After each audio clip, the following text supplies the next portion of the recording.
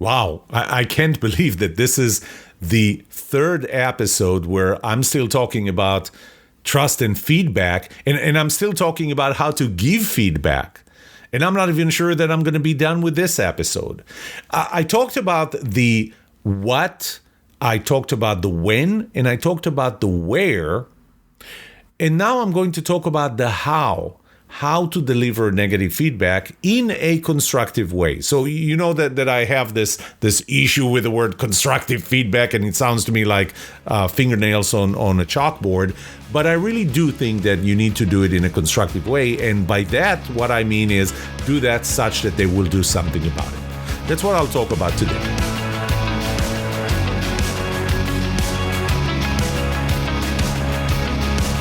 Welcome to The Trust Show. I'm Yoram Solomon, your host, the author of the Book of Trust, and facilitator of the Trust Habits Workshop.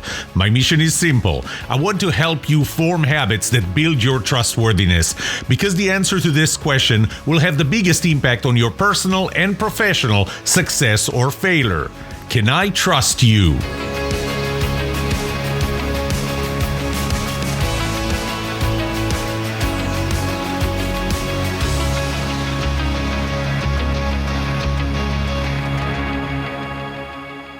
So first of all, you want to attack the issue and not the person. So this is kind of the what you did was stupid rather than you're stupid. What you don't want to do is you don't want to put them in a defensive mode, and you don't want to shame them. I talked about that before, that when you put somebody in a defensive mode, when you shame them, you put them in a defensive mode. And that happens when you talk about them, when you talk about their character rather than something that they have done. You know, you didn't clean after you. You left the kitchen uncleaned. That's something that they can do something with. They can benefit from it. You are a messy person. You're a dirty person. See how you left the kitchen? What do you think happens to somebody that gets that kind of feedback? You're attacking them. You're attacking the person. When you attack the person, they become defensive. They become emotional. They become irrational. Nobody has anything to gain by that. So the first tip on how you deliver negative feedback in a constructive way is that you attack the issue and not the person. Not the personality.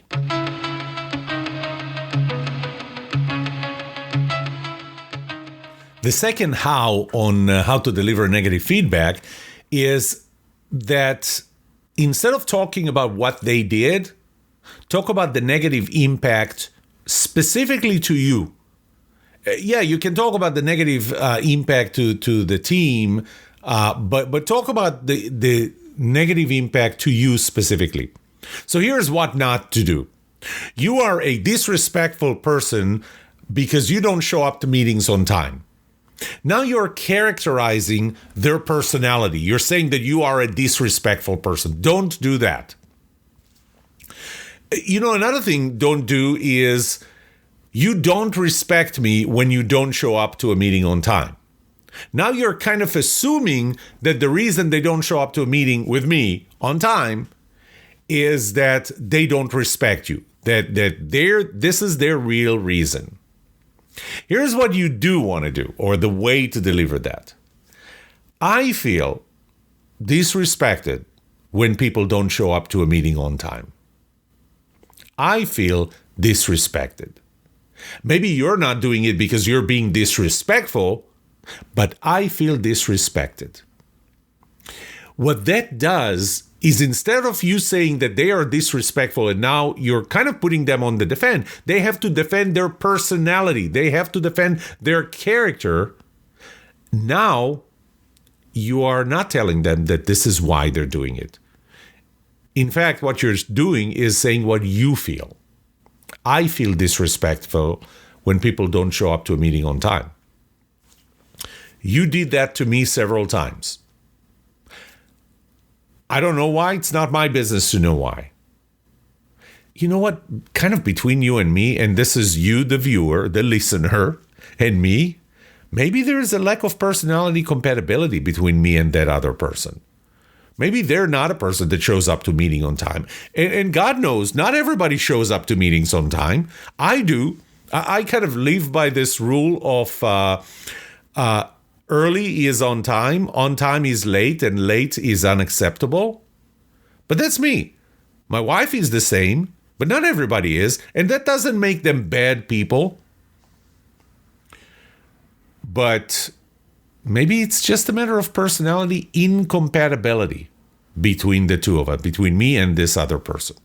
So that's between you and me. But what you want to say is you want to focus on what you feel as a result of something they've done and not make the assumption of you know why they've done it.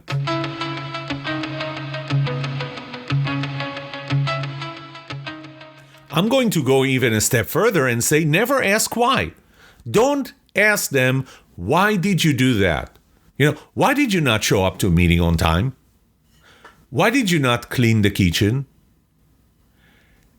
Now, not only that you don't ask that, but don't assume why they did that. You think, again, I'll go back to for our brain to feel comfortable, we need to have enough information. We hate uncertainty. We would like to get certainty. And where we don't have facts, we fill the gap with assumptions. We fill the gap with biases. So don't make assumptions why they did that. It's going to take you, in many cases, it's going to take you down the wrong path. And plus, it's going to eventually find itself incorporated in your feedback to them. Remember that you are not them. Remember the Maslow's hierarchy of needs pyramid. You may be at a different layer than they are. You may be concerned about certain things and they're concerned about more fundamental things than you are. So you don't know why. Why is something for them to figure out. You know what? I'm kind of on the fence on whether at the end you should say, you probably want to figure why you're doing this. On one hand, I think it's a good thing to say because you're actually challenging them to think for themselves why. So you're actually kind of guiding them towards the solution, towards the resolution of the situation. But the flip side of it is it can be perceived as condescending. Again, it goes back to the whole issue of the level of feedback, the level of receptivity to feedback depends on the level of trust that already exists between the two people, the person that gives the feedback and the person that takes the feedback or receives the feedback. So if there is a high enough level of trust and you say, you may want to try and figure out why you're doing this or why you have done this, maybe there's enough trust to support that, and the way they perceive it or the way they act on it is by actually going to figure out why they did what they did. But if there's not enough level of trust, then the way they're going to interpret that is as being condescending. Who are you to tell me to find out why I'm doing this? So this is why I'm kind of on the fence, and I should say I shouldn't be on the fence. It's really just it's a function of the level of trust that already exists. If you feel that there's a high enough level of trust, then suggest to them, find out why. If you don't feel that there's a high enough level of trust, don't. Let them. It's for them to figure out.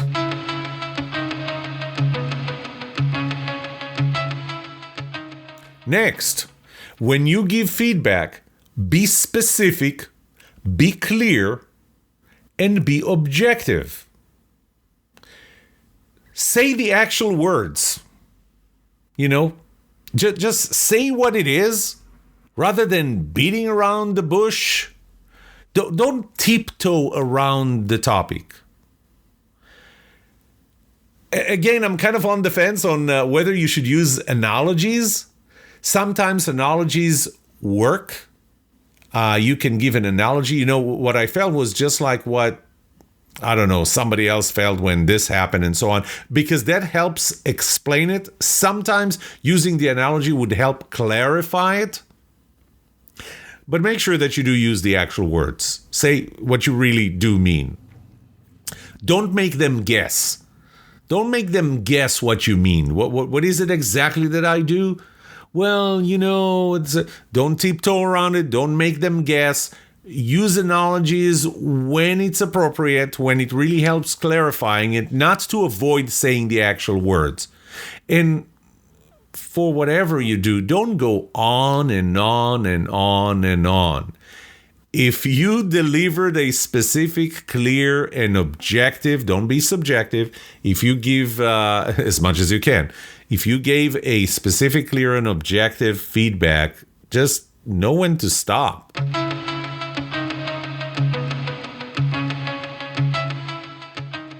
Next part is try to avoid giving advice. Okay, don't tell them what to do about it. You're telling them what you are feeling, but you don't tell them what to do. And I remember that I went through training years ago by the Edward Lowe Foundation in Michigan on a program that they have that's called Perspectives. You may have heard of Vistage and there are other kind of CEO or executive support groups where they feel comfortable enough sharing with one another, sharing their issues and their problems. And I remember that one of the foundational rules for that was never give advice. Never tell another person what to do. What you do is you share with them what the impact on you is. In the Perspectives program, they talk about sharing the personal experience, which in our case, I will translate this into what your perception is. So I'm going to tell you what my perception is, but I'm not going to tell you what to do about it. Focus more on what could be the positive impact on you. Once again, what could be the positive impact on you rather than here's what you should do. So, I would feel a lot better if every time I went to our office kitchen, it would be clean. So you're sharing what the positive outcome would be, or specifically what the impact on you. You're saying that you would feel so much better if this is what happened. I would feel so much better if you finish your projects and gave me enough time. You and I kind of both know that you're a procrastinator. Not something you're going to tell them necessarily. And I'm not trying to be politically correct here. I'm just trying to draw the line between characterizing someone and putting them on the defense than saying what they did and how it affected me, which is my goal and should be the goal of really constructive negative feedback. So, since I know in my head that the other person is a procrastinator, what I'm going to tell them is not, hey, you're a procrastinator and it drives me crazy. No, now you're making them defend their character, defend their personality. They are what they are, and being a procrastinator is not necessarily bad. I don't know how many times I already said that. But it really drives me crazy because I stress over deadlines. We're 2 hours before the deadline, and I didn't get your part of our project. And I'm such a control freak that I must see it, I must review it and make changes to it before I submit it, and it's 9 minutes before the submission. And I'm not just making the 9 minutes up. That's one of the things that, frankly, I wouldn't say that it drives me crazy because I don't depend on it.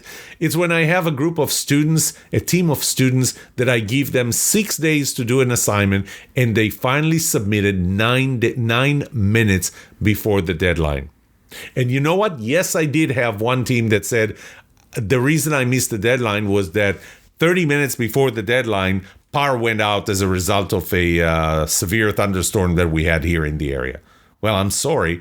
That happened in the last 30 minutes, but you had 6 days minus 30 minutes to do the assignment, and you didn't do that. So don't give them advice. Don't tell them what to do. Tell them what the positive impact is going to be rather than, here is what you should do, or here's why what you're doing is bad.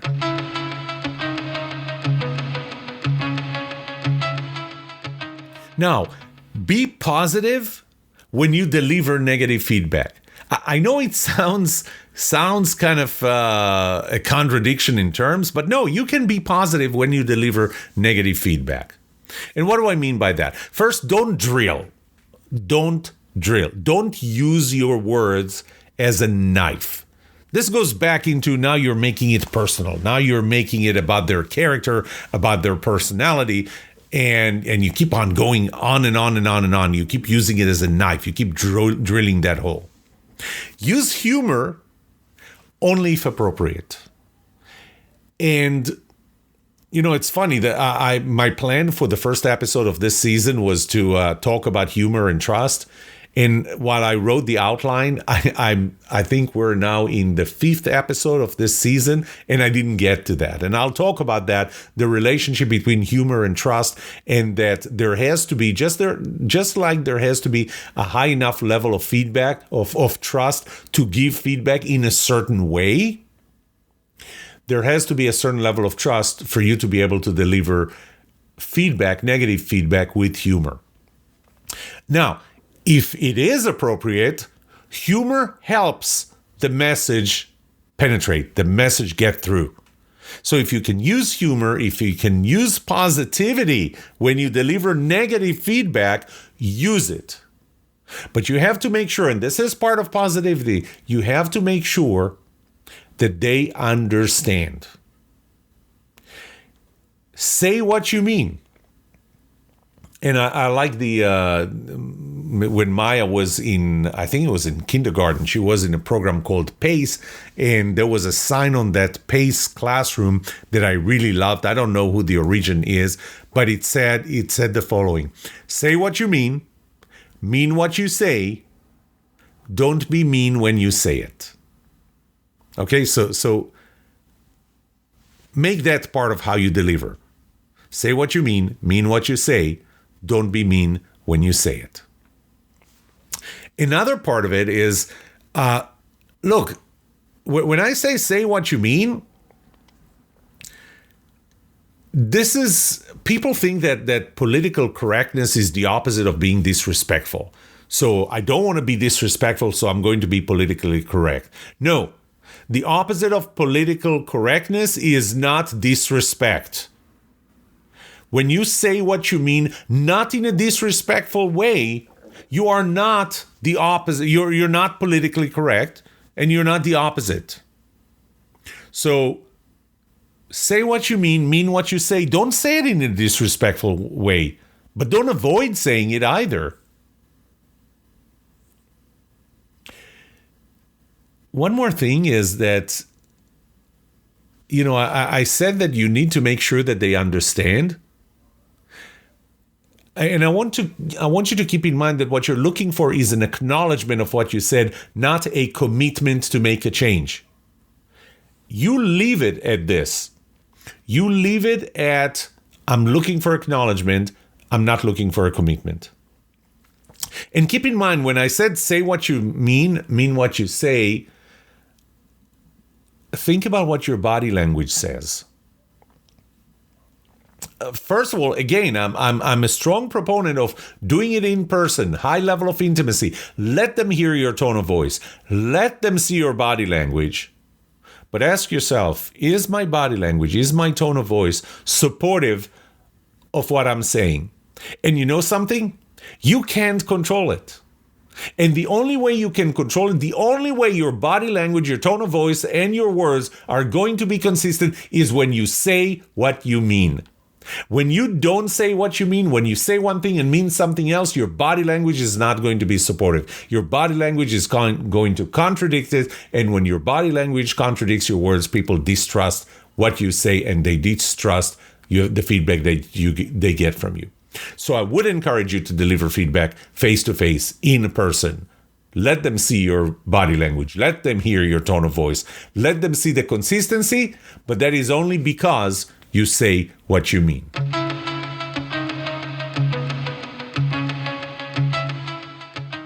Is there such a thing as too much feedback?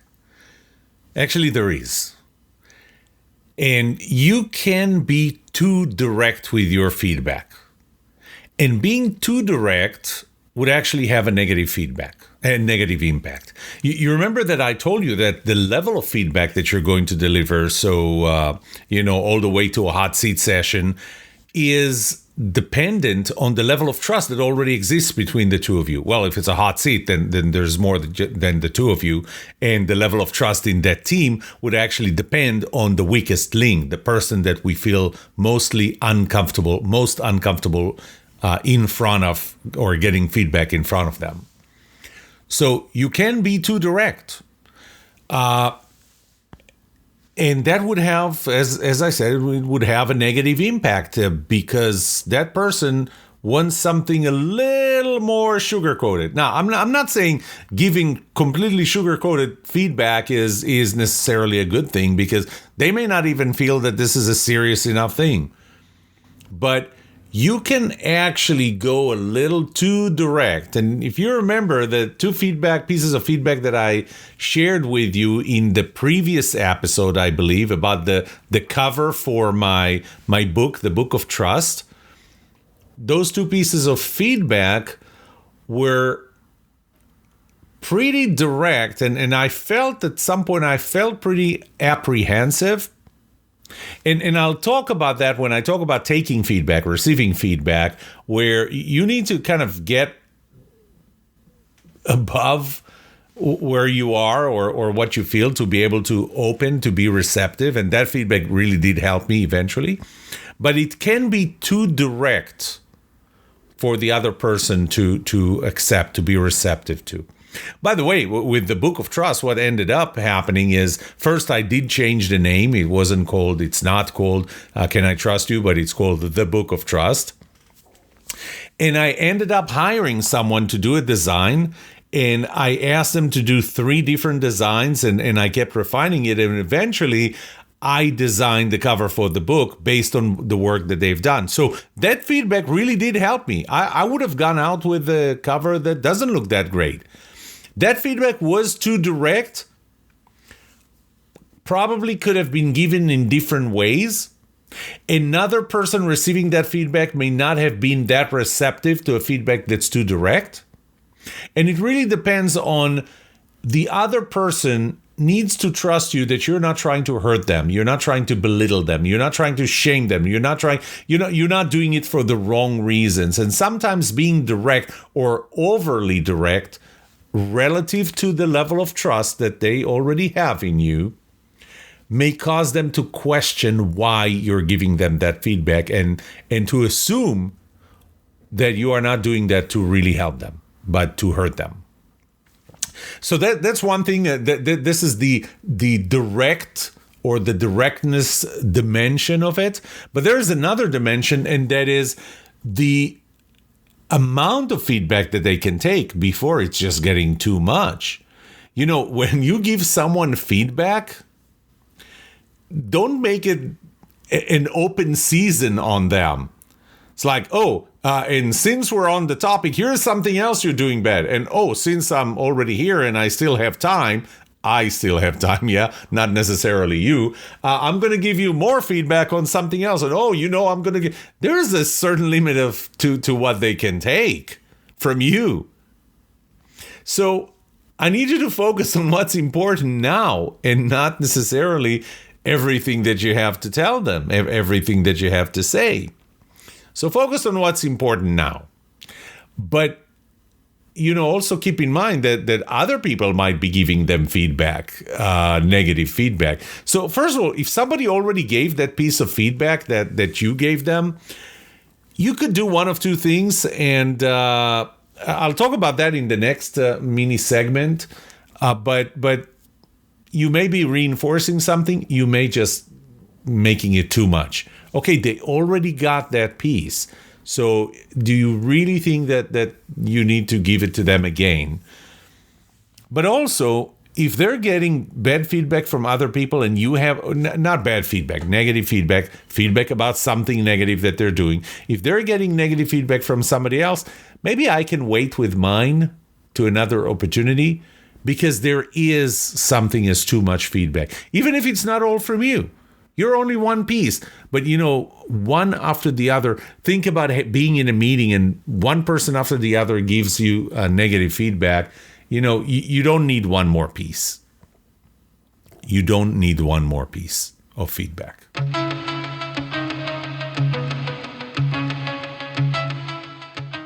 There is something that I just thought about that I wanted to clarify when I talked about delivering feedback in person and at the higher level of intimacy, giving them the opportunity to see your body language, your tone of voice, and the consistency between that or those and the words that you choose to use, and how much better that is as feedback over just emailing your feedback.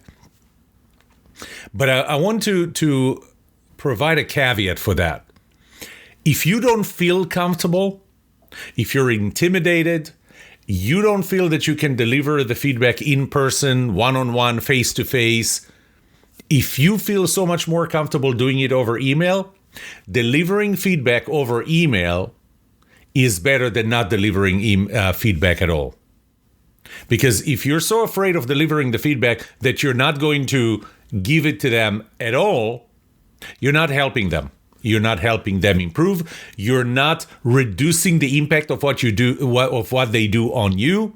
You're not reducing the impact of what they do over the success of the entire team. So give feedback at the level that you feel comfortable with. Hopefully you feel comfortable enough that there is enough trust already so you can deliver the feedback at a higher level of intimacy. But if you don't, deliver it at the highest level that you feel comfortable. It's still better than not delivering at all.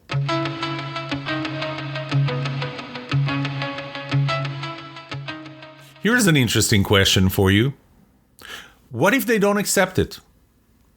What if the other person doesn't accept the feedback that you're giving them? Is it still worth giving it? I'm going to say, without any hesitation, that it is. Even if they don't accept it, it's still worth giving. And I'll give you reasons why. One is maybe you are showing them something that they didn't know before. You remember, 10% is real, 100% is true in perception. Maybe you are actually showing them something in the 10%. Something that's real. It's not your assumption. It's not your perception. It's not your bias. It's something real that they didn't know. Even if they don't accept it, it's still worth giving because now it's out there. If it is your perception, if it is part of your assumption or part of your biases or what have you, it's only your perception of them. It's not true. It's not real. It clarifies to them that this is how you see them. It gives them the opportunity to maybe set you right, maybe clarify them, their own behavior or their actions, or explain why, or show you that they're at a different level. Then it helps you actually get a better perception of them. But it's still important, even if they don't accept it, it's still important that you have clarified your perception. And once again, now it's out there. Now they know that this is your perception. They may not accept it, but at least they can say that they don't know. They may not accept it from you. Maybe because they don't trust you. That would probably be the main reason, but for any other reason, maybe they don't accept it for you. But by giving them that feedback, you may have just caused them to ask someone that they do trust. Yoram, Jane just said something to me. Is that really how people see me? I don't accept it from Jane. I don't trust her. I don't know. But is this your opinion too? Is this other people? So you may have just caused them to ask someone that they do trust.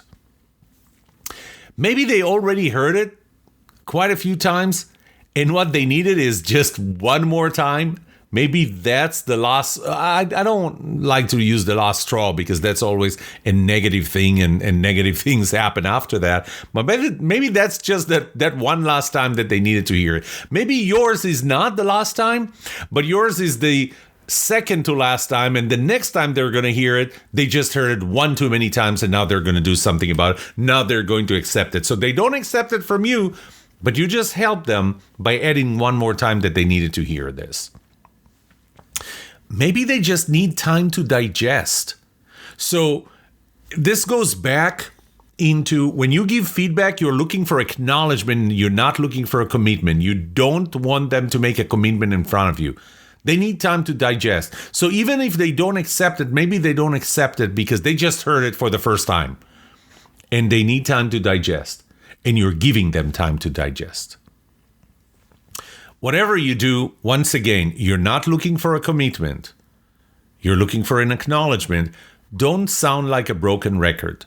Don't keep saying it over and over and over and over again until you get some kind of reaction. No, you gave the feedback. You know that they heard it. Maybe they asked clarifying questions. You know that they got it from you. Maybe they don't accept it, but that's not a reason for you to repeat it again.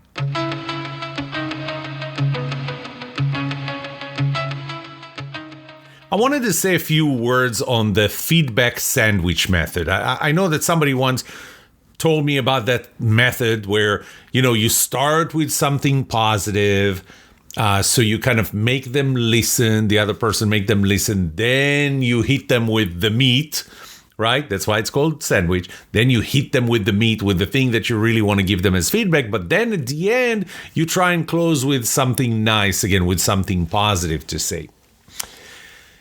I'm not a BS person. I don't like the sandwich method, the feedback sandwich method, for several reasons. One is, if you had positive feedback to give them, why did you wait? Why did you wait until you had something negative? I don't feel that you have my best interest in mind. If I did something positive and you never commented on it, you never gave me positive feedback, you never gave me reassurance until you had something bad to say, that doesn't come across as genuine. That doesn't come across as somebody who really cares about me. So it's disingenuous to give me the positive feedback at the beginning. Either you don't really mean it, or why did you wait? Why did you wait and not give it to me when it happened, the positive thing, when it happened? So now you're going to give me the negative feedback, the one that's going to be constructive, that's going to help me. And then at the end, you're going to say something positive. Well, there are a couple of things that you do when you say something positive at the end. First of all, once again, could come across as being disingenuous because why didn't you say it before? When it really happened? Why now when you have something negative to say? But the worst part about it is that it actually takes the edge off the negative thing. I just gave you this negative feedback. So not feedback given in a negative way, good feedback given in a positive, constructive way about something negative that you have done. And then at the end, I need to leave you, let you think about that. Let you digest it rather than take away the edge by saying something positive. I remember in the TV show Friends, I hope you saw it, one of the best TV shows ever. Chandler, he had a hard time breaking up with a girlfriend. So he would break up. She would understand that this is a breakup. And then at the end, he would say, well, this was great. Let's do it again. Let's meet again. Let's have another dinner or what have you. That kind of just wiped out everything that you did by giving that feedback, by breaking up with a girlfriend. But in our case, it's by giving up that feedback. So you give the feedback, be done with giving the feedback. Let them think about that. Let them digest it. Don't take away the edge or the call to action that probably formed in their head by just saying something positive. Now, by the way, one last reason is because some people will only hear, they have this filter, they will only hear the praise, the positive part. So you're starting with something positive, you're giving something negative, you're finishing with something positive. First of all, let's just agree that the ratio is 2-1, positive to negative. So what do you want them to take? The positive, positive, one negative, or positive, negative, positive in chronological order. So some people will just hear the praise. They will filter out the negative part. So if you incorporate the negative part between two positive parts, they might just miss it. So don't use, this is me talking. Don't use the feedback sandwich. I don't use the feedback sandwich. If I need to give you negative feedback, I'm going to give you negative feedback. I'm going back to the first of the 3 episodes here so far talking about feedback or giving feedback. And I'm going to remind you that if I have positive feedback to give you, I will give it to you when it happens, when it's relevant. I'm not going to wait. I'm not going to keep that to when I need to give you negative feedback. I will give you positive feedback because you do need that. You do need to feel good. You do need to feel better. And I'm going to give you negative feedback when you need to be better. But I will give you the positive feedback when the time is right.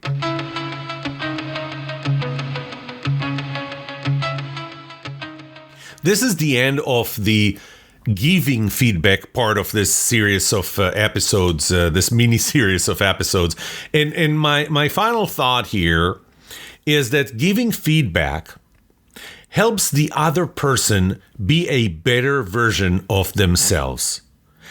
But if you're doing it right, it also helps them trust you more. Because they know that you have their best interest in mind, that you do want to help them. So by that, I'm wrapping up the first part or the part that talks about giving feedback. And next week, I'm going to talk about, or next episode, I'll talk about how to receive feedback, how to take feedback.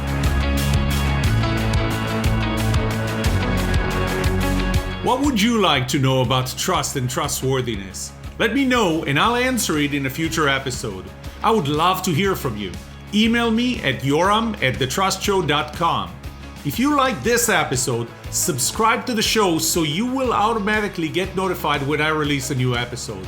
Rate it, write a review for this podcast, because those ratings help not only you, but also others looking for podcasts just like this. If you're looking for more resources to learn about how to build trust, be trusted, or know who to trust, look up my workshops at yoramsolomon.com/workshops, online courses at trustedatwork.com, find my books on Amazon, or go to my website, yoramsolomon.com. And remember one thing, the answer to these 2 questions will have the biggest impact on your personal and professional success or failure. Can I trust you? And can you trust me? Thank you for listening or watching The Trust Show.